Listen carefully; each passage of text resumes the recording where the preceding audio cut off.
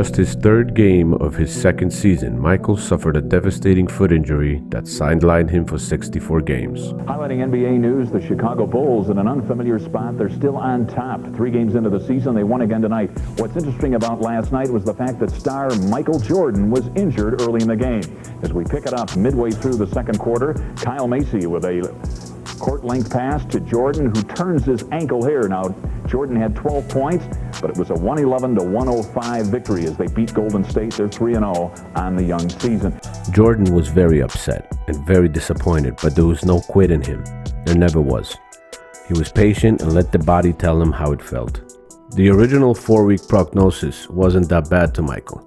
A month rest, not an issue.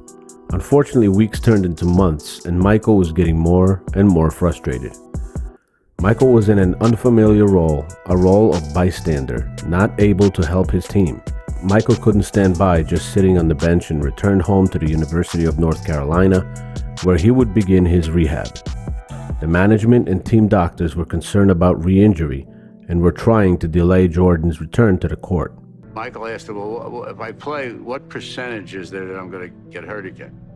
Doctor said, yeah, 10%. And then I chimed in to the doctors, what happens if the 10% kicks in? And they said, well, then his career would be over.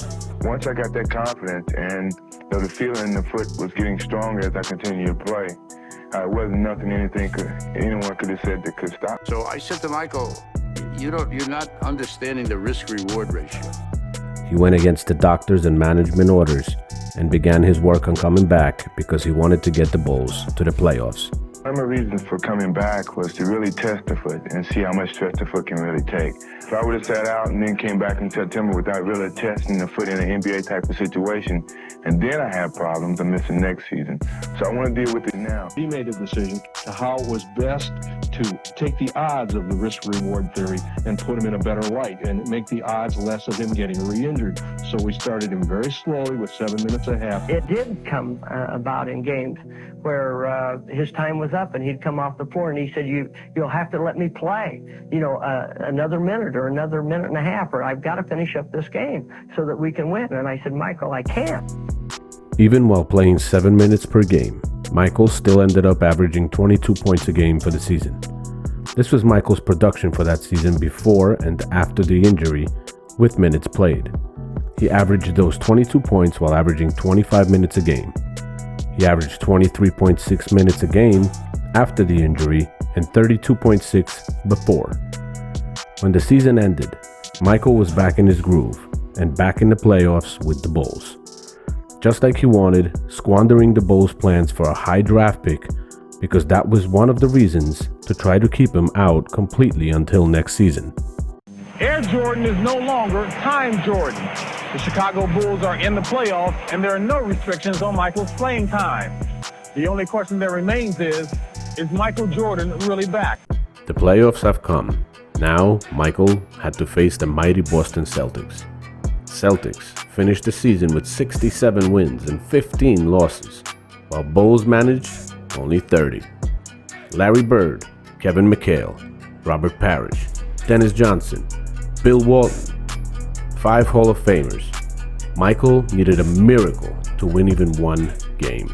But perhaps the most impressive number was their fantastic and astounding home court record, 40-1, and 31 consecutive games to finish the season in the regular year. Thank you, Dick. Michael just got a nice round of applause here. The question is, can one man beat the Lakers, or do you need a more diversified attack today? Well, we're playing the Boston Celtics, Pat, but I think it's going to be more of a 5-man game, and we really have to play a complete basketball game. I don't think one man can beat the Boston Celtics. It's hard to imagine that 6 weeks ago you were sitting on the bench.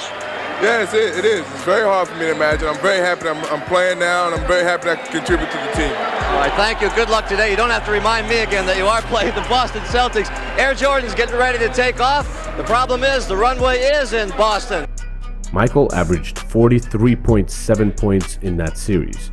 In the first game, he scored 49 points on 50% shooting, but the Bulls lost 123-104. Even though scoring 49 against the best team in the NBA at that time was an amazing achievement, Jordan's best performance came in the second game. Michael scored 63 points in that game without attempting a single three-pointer in that game and going 19 for 21 on free throws at over 90%. Michael was unstoppable, no matter what the Celtics did against him. MJ kept hitting shot after shot after shot. He was in such a zone that he didn't care who was in front of him. Everything seemed to be going in. Thanks to Michael's efforts, the game went to 2 overtimes and the Celtics players were just stunned by his play. I know we started Dennis Johnson out on him, and then we went with Danny Ainge, myself, which it was really easy then when I started guarding him. Then Bill Walton, and we was trying to run him to help all the time, but he had his outside shot going so well that he really didn't need to penetrate that much. Jordan was cooking. They couldn't stop him. They had no answer for him. And the game got to the point with no time remaining and the Celtics leading by 2 points, and Jordan fouled with 2 free throws to tie.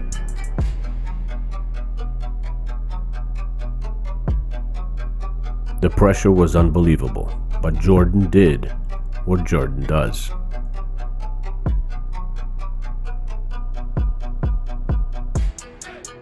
Well, he made them both and pushed the Bulls to overtime with the mighty Celtics.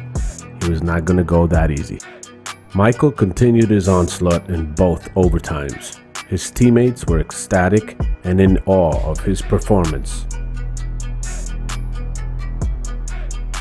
Unfortunately, there wasn't enough help and the Bulls lost the game in the second overtime with the score of 135 to 131.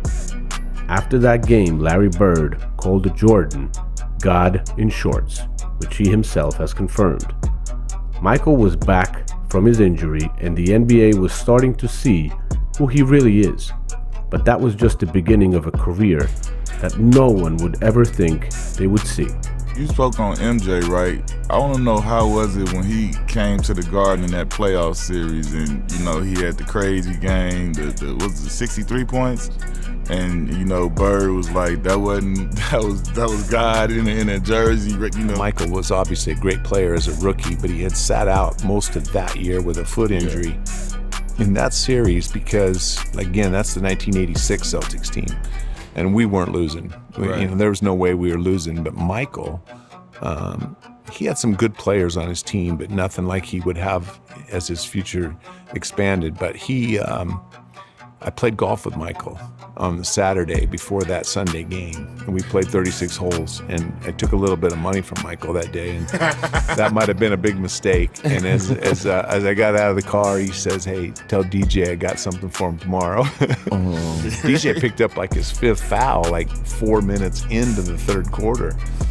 And so I got a big chunk of that 63. And I remember a funny story about Walton was, in that game, we were doing some switching. Most of the switching, I was always accused of you just don't want to guard him, so you just switch. And Walton ended up fouling out, and he was cursing me out at the end of that game so hard, guard your own man. But Michael was, everybody knew at the end of that series, even after that 63 points, I think he had another 50-point game in that series, but and you brought up Larry's quote, but I think that we all knew that Michael was the best player in that series. And, he had earned everybody's respect for sure. If not before that, but by that time, absolutely. Observations on how to play Michael Jordan. Foul him and hope someone else can come in and do the job. If the team can't stop him, maybe he'll shoot himself to death. I don't know. I guess you give a call to Clint Eastwood because there's not much you can do at that point. Just let him go. If you haven't watched, please watch episode 1 of this series talking about the rookie season of Michael Jordan. The other video shows Jordan and Oakley talking about today's players being like a kindergarten.